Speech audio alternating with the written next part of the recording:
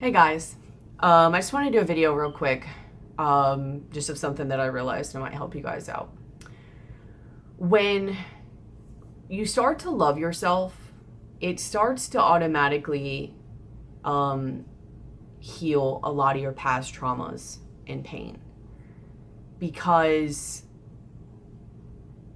when you really love who you are, you start to really love all the experiences along your journey that made you who you are. And I get, on one hand, like, I don't want to go into the debate of that's not who you are, blah, blah, blah. Like, that doesn't matter.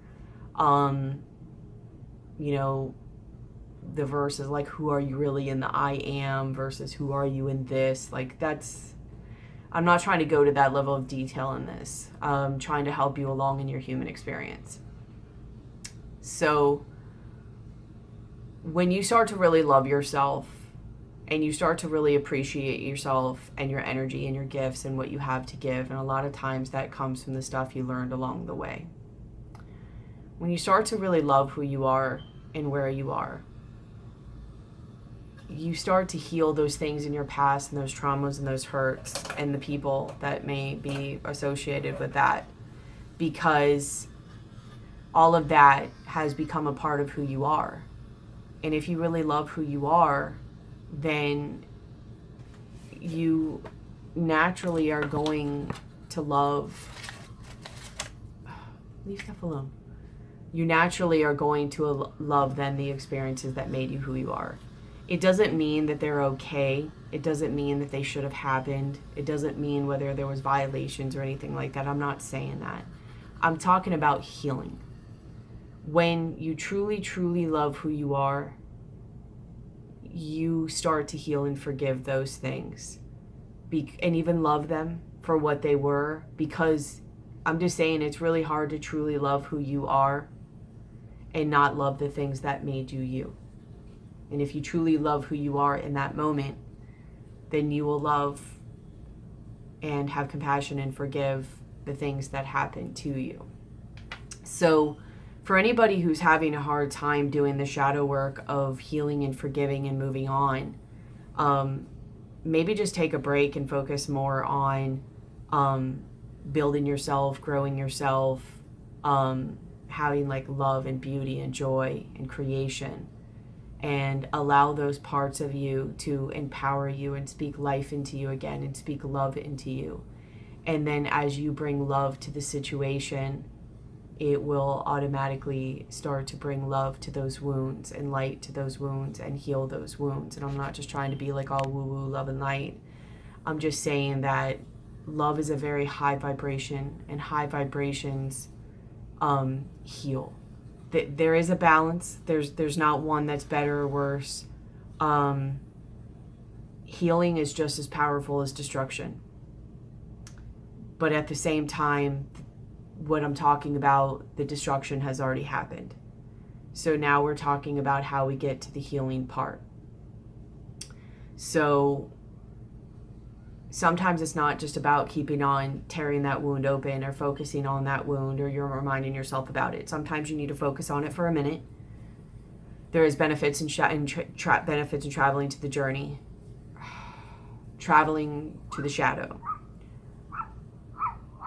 But it's just to see for a minute.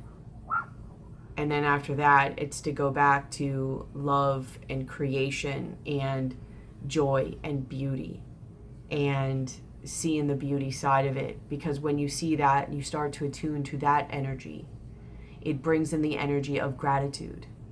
And gratitude brings in the energy of compassion, and compassion brings in the energy of healing. So if you're struggling on getting to that and healing your heart in those moments, maybe shift your perspective and don't just sit in those lower ones, but start to build and empower yourself and rise, go to higher vibrational energies like love and beauty and compassion and creation and all of that. Creation is on the other side of destruction, and I get creation happens within destruction as well, but the beauty side of it happens after destruction, although that's perspective. But you get what I'm saying. So Let me just make sure I got all my stuff off my notes.